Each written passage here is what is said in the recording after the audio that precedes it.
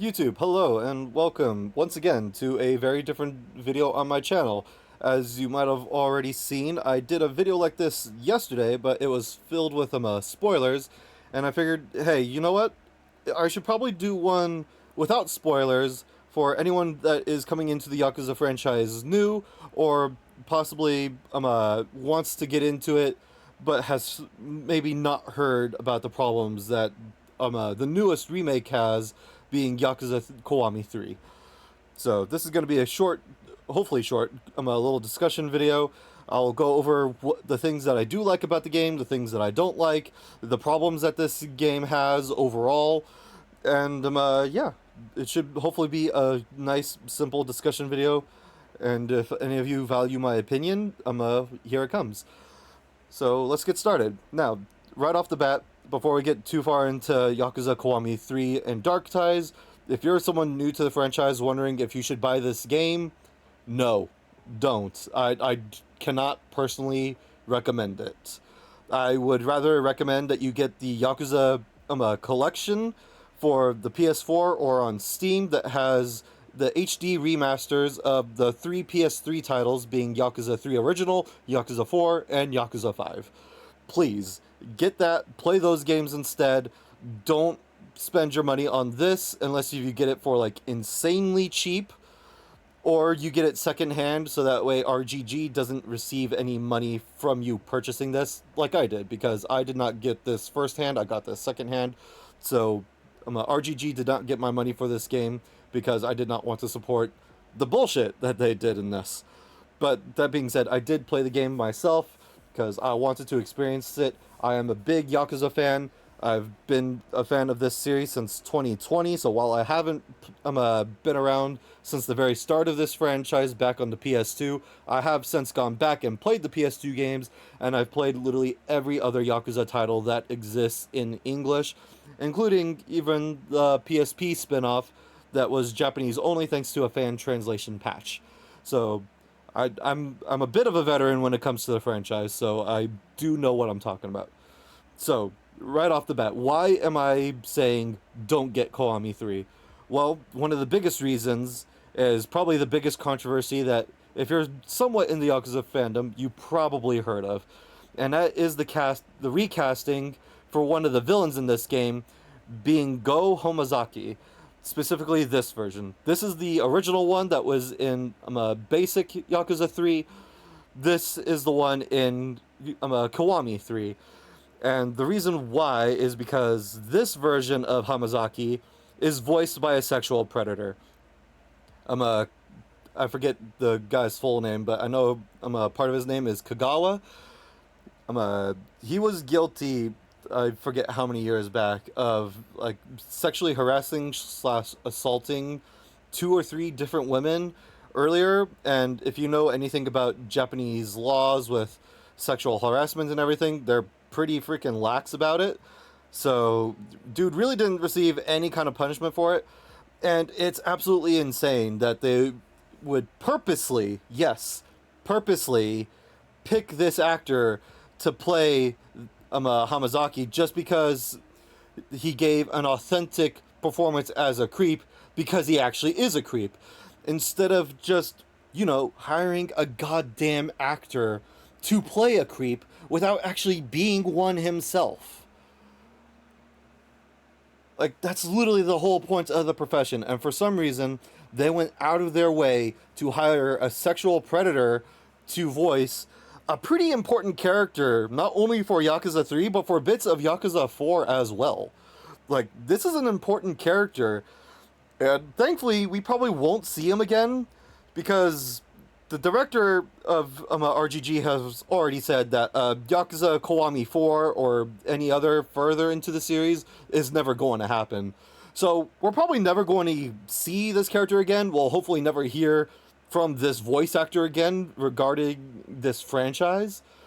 But it's absolutely insane how much goodwill RGG immediately threw away into the trash by sticking to this casting decision. There was whole fan movements. Hashtag remove Kagawa was on all their Twitter posts leading up to this game's release, all on the trailers, all during their live streams. The phrase came up so much that RGG and Sega banned the phrase to try keeping people from saying it in the chat. And despite all this, despite all the criticism, they stuck to their decision of keeping a sexual predator as the voice for this character. Which, it's mind-blowing. I cannot imagine what the fuck anyone at RGG or Sega were thinking sticking to this. Like, in a way, it's almost commendable, the fact that they stuck to something so controversial all the way through. But it's absolutely asinine, and that is probably one of the... not probably. It is the biggest reason why I would say you should not support Kiwami 3. The other reasons we're going to get to here in a moment, but... Kagawa, the voice of Hamazaki in Kiwami 3, biggest absolute controversy that the Yakuza series has ever had. Now, the next big thing that is controversial with Kiwami 3, not as controversial as this, was the recasting of Rikia, a fan-beloved character from Yakuza 3. This is the one from the original Yakuza 3. As you can see, very unique design. Doesn't really look much like a Japanese man, but he is a Japanese man. And this character was amazing. He's very funny, he's lovable, he has an amazing heart, and he is like the soul to Yakuza 3.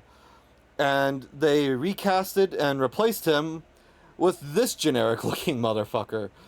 This dude is so goddamn bland looking, my guy. Like, he looks like the generic grunts that you just beat up in the street as you're walking through the city, more so than what he looks like a main character. And this is not to say that the voice actor for Rikia in Kiwami 3 is bad by any means. He is not controversial, at least, and I think he did a fine job. So absolutely no hate to the voice actor, and I do not envy the position he was put in, having to voice such a fan-beloved character in such a controversial redesign.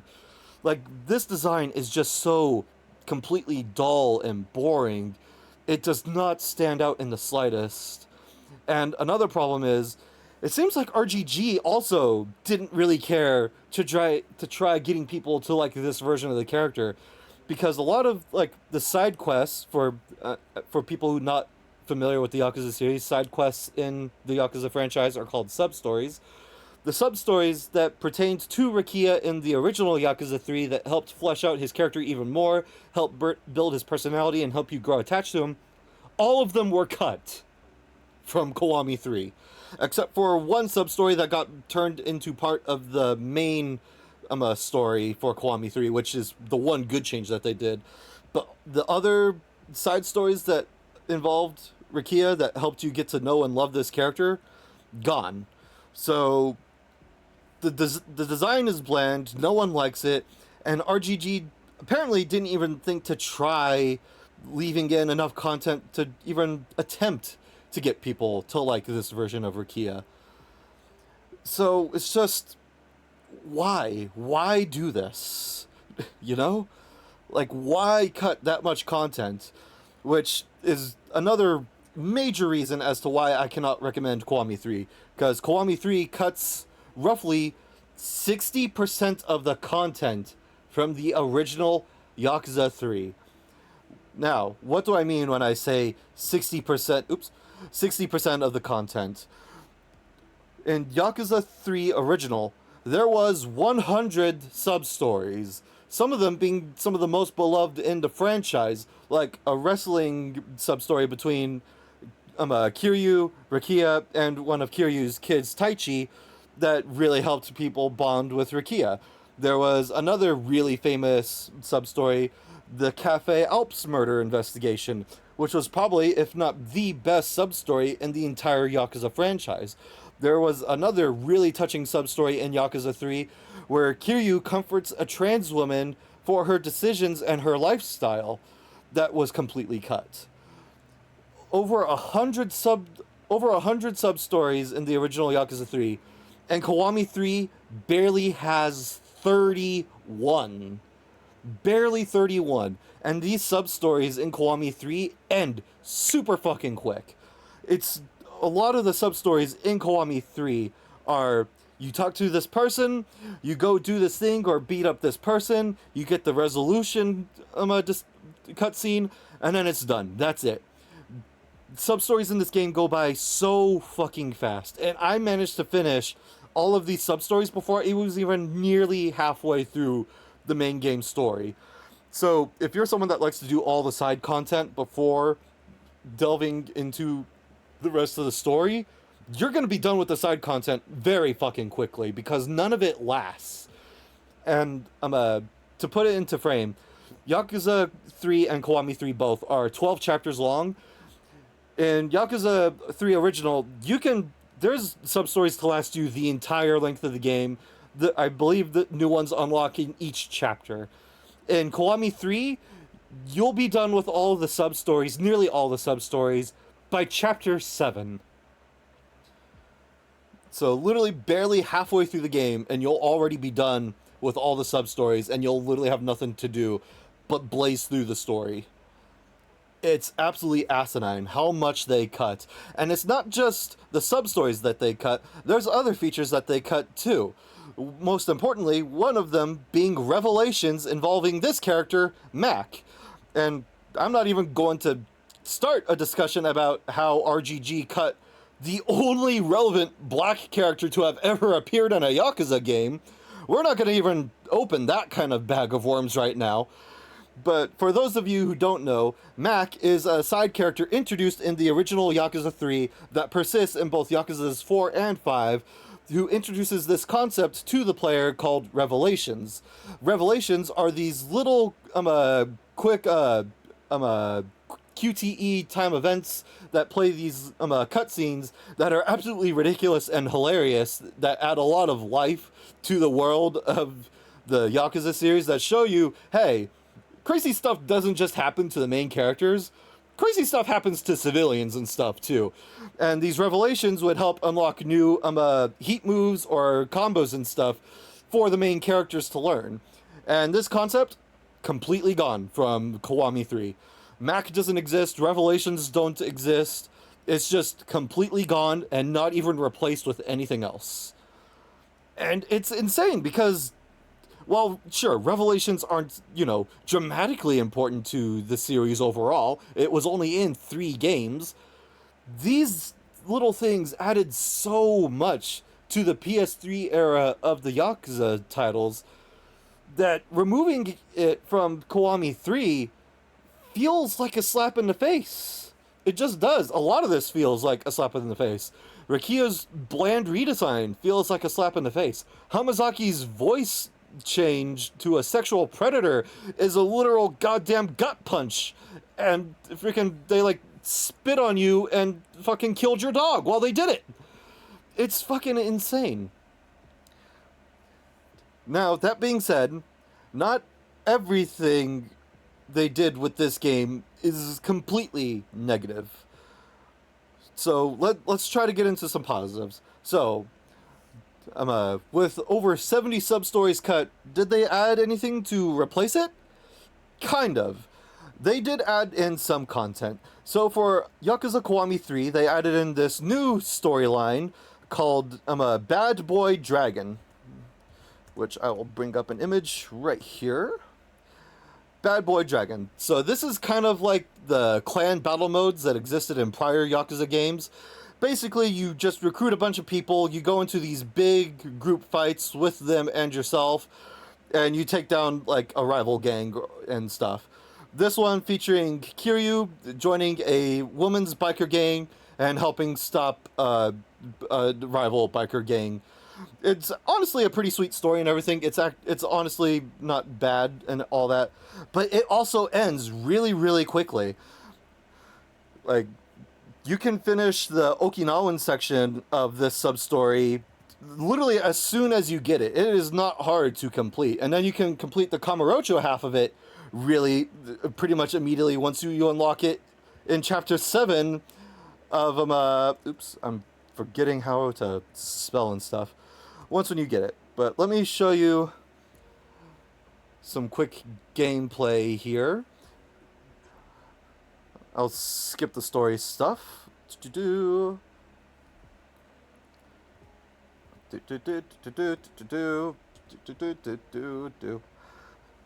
So this is the mode right here.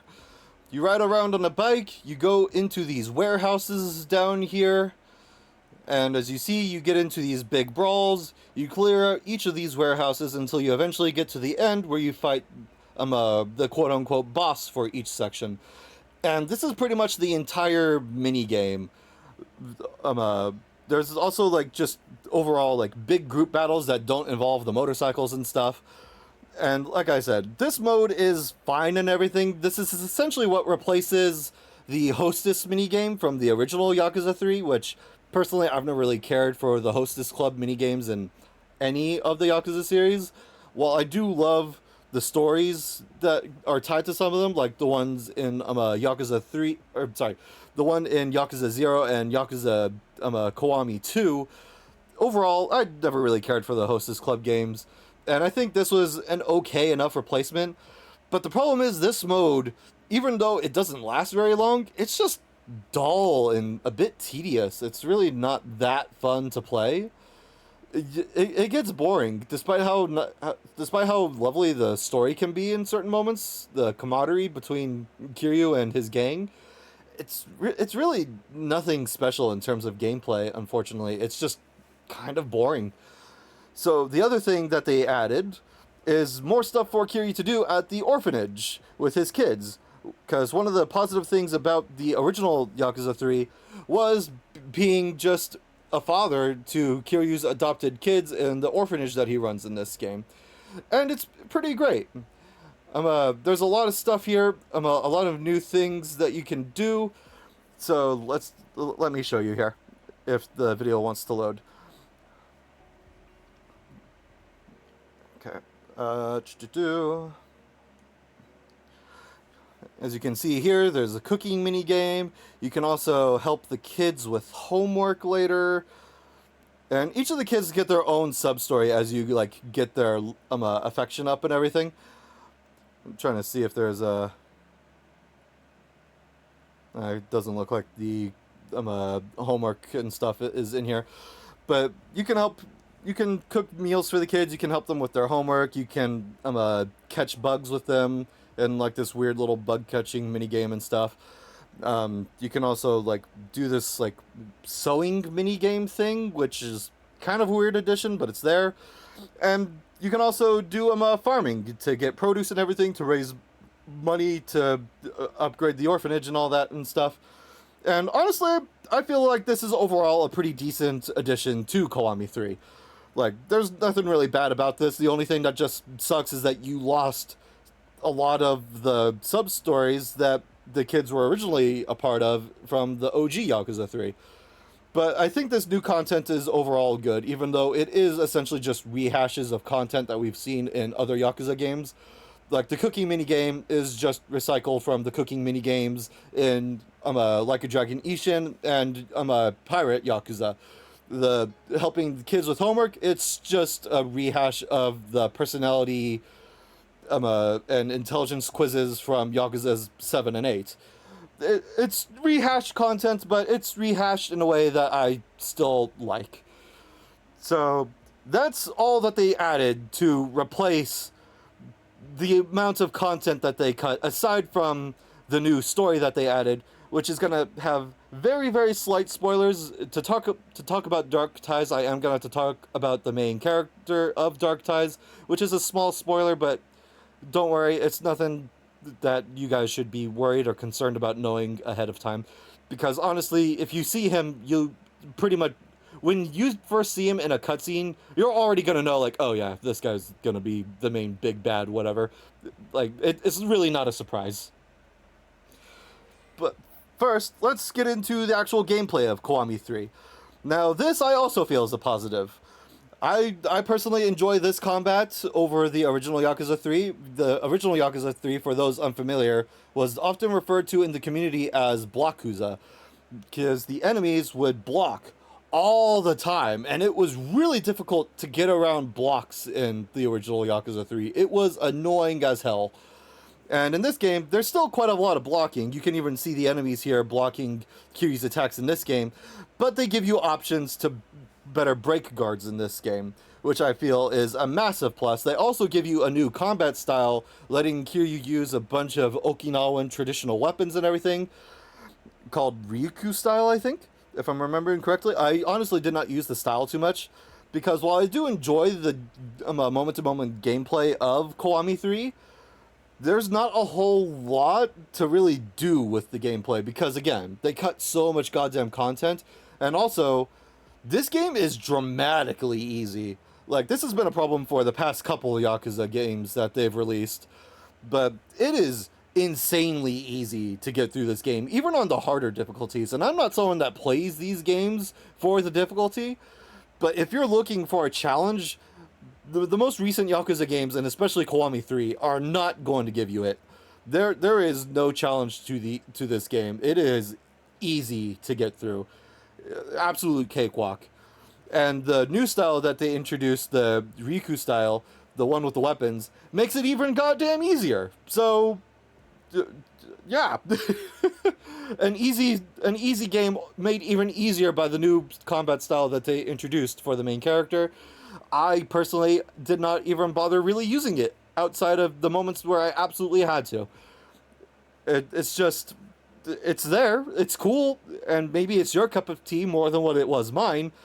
But yeah, the gameplay overall I think is good and fun, but it unfortunately is a very easy game overall. And the same goes for the Dark Ties expansion combined with this game. It's also pretty easy. There's like maybe one thing that's harder in Dark Ties that I'll discuss in a moment. But overall, it's fine. Oh, right. There's the other side content here. So, for people worried about the lack of content in Kiwami 3, I mean, yes, there is a lot of lacking side content in here, but there is also still a lot of the classic Yakuza minigames and stuff that you can play. There's still bowling, there's darts, there's pool, you can play golf. Of course, the series famous karaoke that was introduced in the original Yakuza 3 is back in Kiwami 3 and expanded upon with more songs, because in the original Yakuza 3, I believe Kiryu only had one song, which was Kamurocho Lullaby, which was a fine song, but it was also very mundane and boring, especially compared to where the series goes in the future. But there is a lot of minigames and everything still in this version that you can play with other cast. You can play with Haruka, you can play with the new Rakia. You can also play with Majima after you finish the story, which is pretty cool. I don't believe you could, because playing around with Majima next to you and everything was not a feature in the OG Yakuza 3. I don't believe being able to invite any characters other than Haruka to karaoke was available in the original Yakuza 3, but I could be mistaken on that, so apologies if I told a possible lie there. But there's still that side content, although some of this side content still has me questioning, because for things like the karaoke and stuff, you can invite Rakia to karaoke, but he doesn't have a song to sing, so it's like, what the hell's the point? And it's the same in Dark Ties. In Dark Ties, you can invite Kanda, another one of the series villains, to karaoke, but he also doesn't have a song to sing. And they also just, for some reason, didn't think to maybe expand on the characters that you could bring. Like, you can't bring Nakahara, you can't bring Mikio, the other members of the Ryoro family. You can't invite other kids from the orphanage to any of these minigames and stuff. It's weird. Like, I don't know why you wouldn't just do that. I don't think it would have even been hard to include. So that omission is kind of weird, but overall, it's not gonna. That detail is probably not gonna break or make this game for most people. Now, aside from the gameplay, that's probably the most positive thing that I can say about Kiwami 3. Like, the core of Yakuza 3's story is still here. Like, the essence of the story is from the original Yakuza 3 is there, but it feels like a lot of its soul just got sucked out of this remake. Like, This is probably the laziest turnout for a Yakuza remake that we have ever seen, just with the amount of cut content there is and the lack of new content that they put in to try supplementing it. But one last thing that I can talk about with Kiwami 3 and Dark Ties, and the last thing that I feel is a major positive, is Dark Ties. So let me pull up a video of the Dark Ties gameplay. Do-do-do.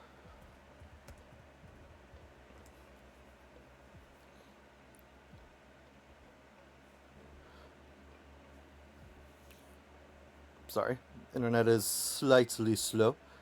We'll just skip ahead to this one. Once when it wants to load. Eventually. It'll happen, I swear.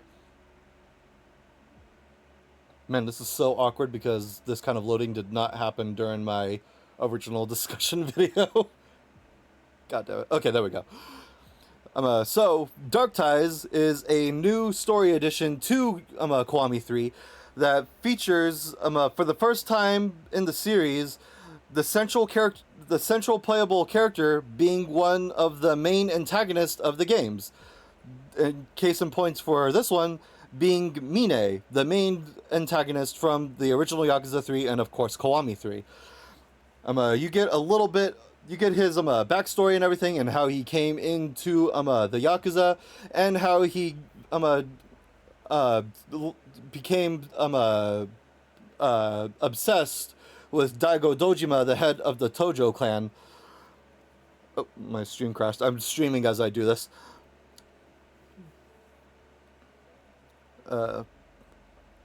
Yeah, it crashed. Alright, well, we'll give that a moment. Funnily enough, it crashes right when I was talking about spoilers. For anyone watching on YouTube, please just bear with me for a moment while we wait for this to come back.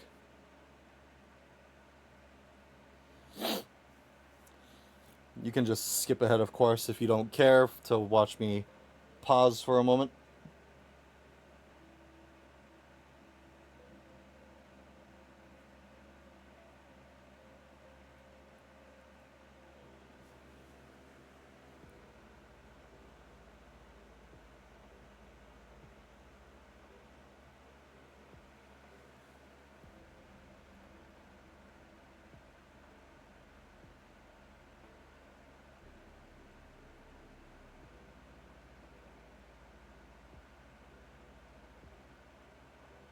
My stream might have hard crashed.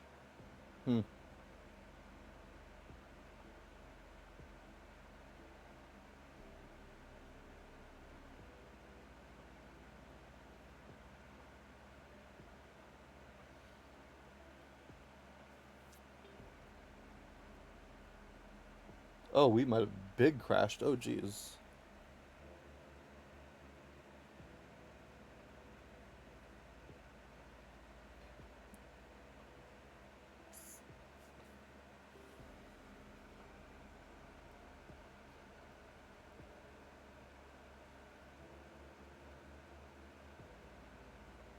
Okay, we back. Alright.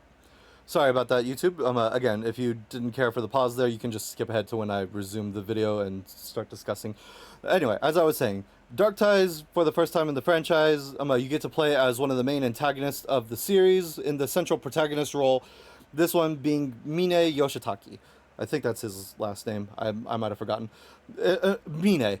And honestly, I feel like this is really cool. You get to see him join the Yakuza and everything, what he was doing briefly before that and stuff, how he became the person that he is and stuff, and why he would eventually become obsessed with Daigo Dojima, one of the central characters and leader of the Tojo clan, the overarching Yakuza family that exists in every single Yakuza game.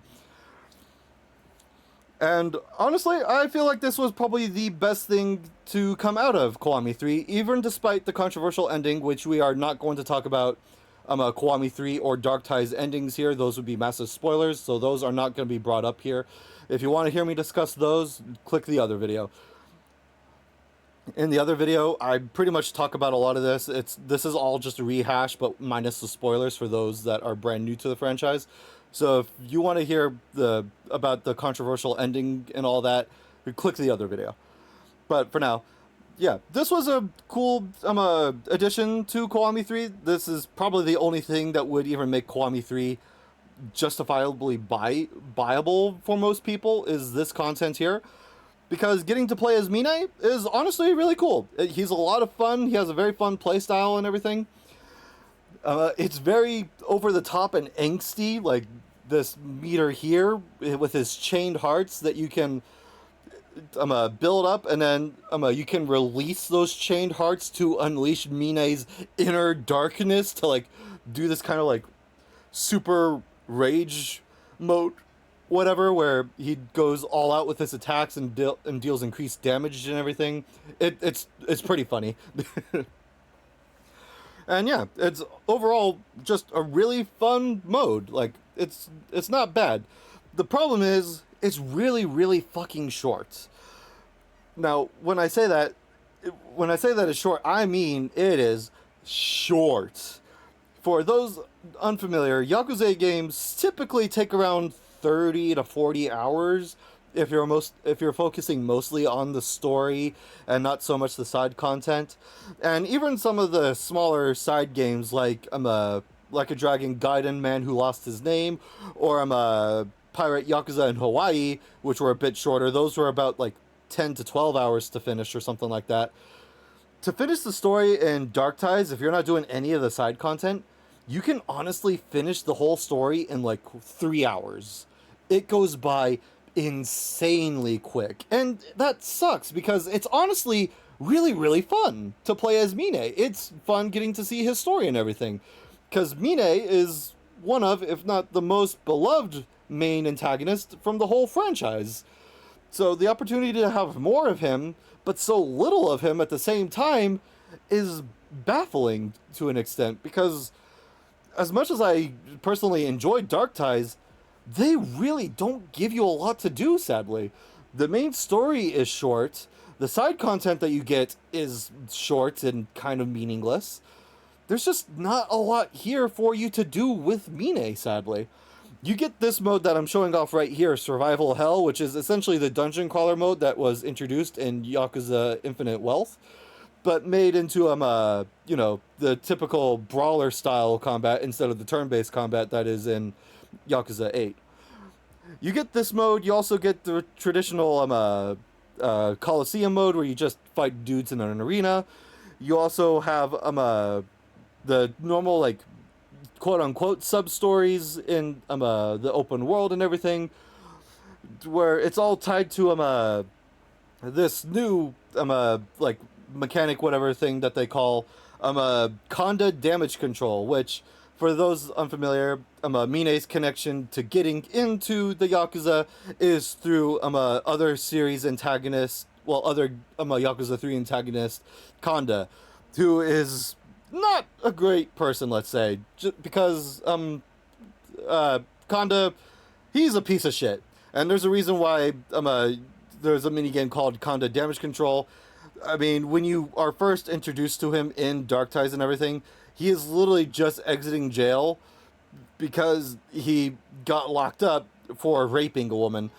And as you try following him to talk to him about, getting into the Yakuza for yourself as Mine and everything, he nearly rapes another woman until Mine stops him. So, yeah, the whole, hey, let's have this weird side activity to improve the reputation of a piece of shit sexual predator in our story, while also having a piece of shit sexual predator voicing one of the fucking characters in this fucking game.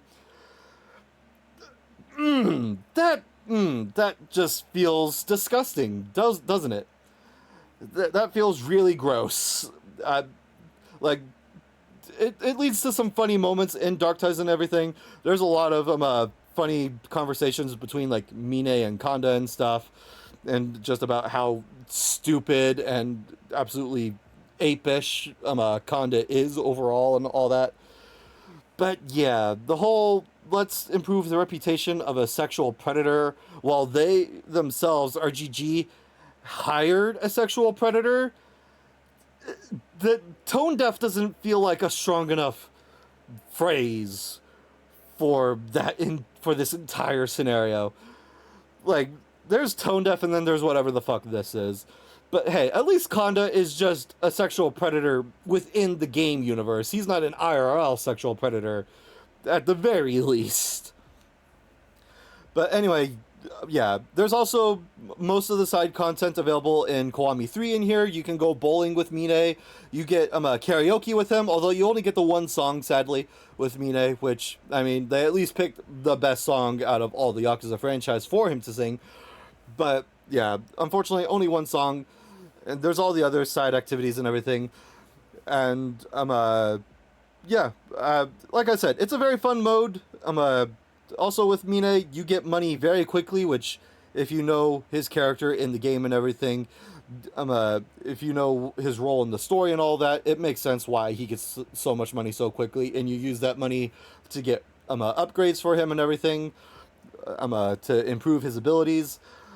But his ability tree is pretty small, and with how fast you get money, you'll probably be maxed out really fast. And I mean, honestly, that's probably a good thing, considering, like I said, the main story of Dark Ties you can finish in like 3 hours, if that even. So yeah, it in a way works to its benefit, but it's also kind of unfortunate because you get like all this money but barely anything to spend it on. Like when I finished Dark Ties, because I 100% did well, not 100%. I got the Platinum Trophy for the PlayStation version of Kiwami 3 and Dark Ties. When I finished Dark Ties, I ended the game with 60 million yen in my pocket and literally nothing worthwhile to spend it on anywhere. I had literally gotten absolutely everything, and there was nothing else to do with all this money. And the reason why you get money so fast is mostly because of this mode here, Survival Hell. Like I said, this is like the dungeon crawler mode in Yakuza 8, and it's fine. There's only like 5 dungeons that you can run through that really don't vary much from what you're seeing here. Like, there's not a lot of visual difference between each of these dungeons that you play through. And unfortunately, it just gets rather repetitive and dull once again. Like the bad boy dragon biker gang stuff with Kiryu, this side mode in Dark Ties also just gets repetitive and boring. And unfortunately, it gets boring even faster because Mine does not have a very diverse moveset like Kiryu does in the main game. Mine really does not get very many combos and abilities to kick ass in this little mode here and all that.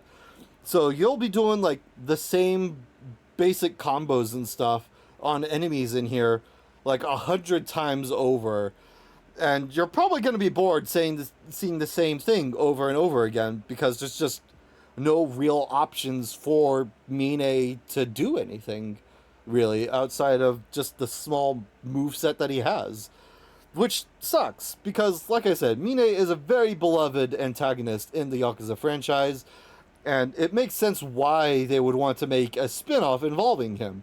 Like, I completely see the logic, especially with how well Yakuza Gaiden did, how well Pirate Yakuza did, despite people kind of shitting on both Gaiden and Pirate Yakuza for various reasons, some justifiable, a lot not. I enjoyed both of those games, but regardless, I feel like Dark Ties would have really benefited if, for one, it wasn't tied to Kiwami 3, because Kiwami 3 overall is just kind of shitty. I feel like it would have been better if this was just its own separate side game like Gaiden or Pirate Yakuza and stuff, and that it was, you know, an actual, like, decent length game. Like, separate this from Kiwami 3, make it full length, well, not full length, it doesn't need to be like 30 hours or whatever, make it at least like 10 hours or something, so that way it's comparable to Gaiden and Pirate Yakuza, and just give Mine more. Give him more abilities, more combos, and just more to do. And maybe don't have him improve the reputation of an in-game sexual predator. Just a thought. Not to sound woke, it's just weird, man. It's weird, okay? Like, anyone that seriously is defending a thing where you improve the reputation of a sexual predator in a game where a sexual predator is the voice actor for one of the characters, Like, bro, come on. There's no fucking justifiable defense for that. Even though the stuff with Conda is all played for a joke, there's really not a defense for it, in my opinion. But yeah, I really wish this had been its own separate, completely separate spin-off game and not just a small little addition to the overall package of Kiwami 3. And yeah, like they they used Mine, which is great, but it's weird. Like they chose Mine for understandable reasons, but at the same time, it seems like they didn't know what they really wanted to do for a Mine spin-off. Hence why it's so fucking short. Like it just feels like RGG just didn't really know what it was that they really wanted to do with this character. They It just felt like they didn't really have very many ideas. So we just get like this kind of bare bones expansion to an already very bare bones remake. And the overall package is just saddening and depressing, unfortunately. And the Yakuza games before have had a very mixed reputation recently. Infinite Wealth had some very questionable writing and everything. Gaiden also has some questionable stuff. Pirate Yakuza, a lot of people didn't like because it was just way too goofy and over the top for the series, which, funnily enough, they even make fun of a little bit in Dark Tides in one of the sub stories, which I thought was pretty funny. But yeah, it's just it's confusing because I don't know who this remake was aimed for, because longtime series fans were really wanting a Kiwami 3 for a long time, because the original Yakuza 3 was essentially the black sheep of the Yakuza franchise. Like, everyone agreed that the story was good, but the gameplay was the absolute worst in the franchise, in the main franchise, I should say, not the spin-offs and stuff. Dead Souls is definitely worse than Yakuza 3. But for the longest time, Yakuza 3 was the black sheep of the franchise. And now, Kiwami 3 is just an even bigger and darker colored black sheep. Like, it's just worse. So, this isn't going to appeal to old fans that wanted this. And at the same time, I can't see this really appealing to new fans because so much content has been cut that there's hardly anything to do in the game anymore. Hardly anything meaningful, at least. It's just, I don't know where the decision making went for this game. Between all the cut content, the controversial casting decisions, and just the overall lack of anything with this, it's just so incredibly soulless. And it's heartbreaking because I love this series. Like I said, I fell in love with this series back in 2020 during the pandemic when we were all consolidated to our houses and everything. I fell in love with this goddamn franchise near immediately when I played Yakuza 0. So, and this is a series that I consider to be in one of my top 3 series of all time. The Yakuza franchise honestly means a lot to me, despite my entry to this franchise being fairly recent. And seeing the direction that this game has went after the prior games have had a bit of a mixed reception as well is incredibly saddening. And this is probably the worst project that RGG has ever put out. I mean, it's arguable. Like, you could say Dead Souls is just an overall worse experience because that gameplay is just bad and the story is bad and over the top and stuff. At least the gameplay in here is arguably good, but it's just, there's way too much controversy with Kiwami 3 for it to be anywhere high in like a ranking of the Yakuza franchise for me. Like, this would be at like the bottom of my ranking, sadly. Like, Kiwami 3 would be at the very bottom. Dark Tides could probably sit somewhere like towards the middle, maybe, because like I said, I do think Dark Tides is actually good despite how short and bare bones it is. But yeah, and this is the main reason why I wanted to talk about this game after finishing it recently, because I don't know who the hell this game was made for. I don't know why the hell this game was made when it's clear the developers really did not give a shit about doing this remake. So it's like, we got what we wanted, but at what cost? The fucking Gamora and Thanos meme. Did you get Kiwami 3? Yes. What did it cost you? Literally every bit of respect and worth I had in RGG as a company, and nearly all the respect and love that I have for this franchise. And now it's a question, what the hell is next?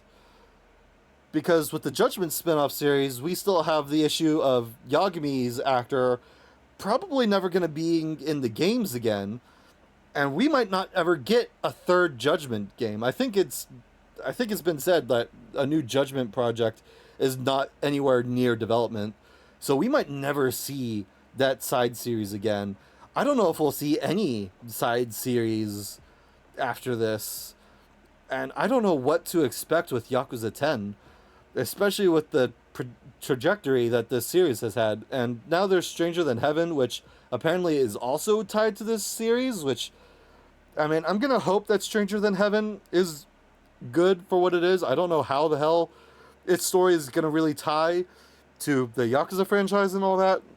I'll try to keep an open mind, but yeah, if you're someone completely new to the franchise, I cannot recommend playing Kiwami 3. If you're gonna get into the franchise, play Yakuza 0, play Kiwami's 1 and 2, but don't get Kiwami 3, not at this moment in time. Get the Yakuza Trilogy collection that has the original 3, 4, and 5.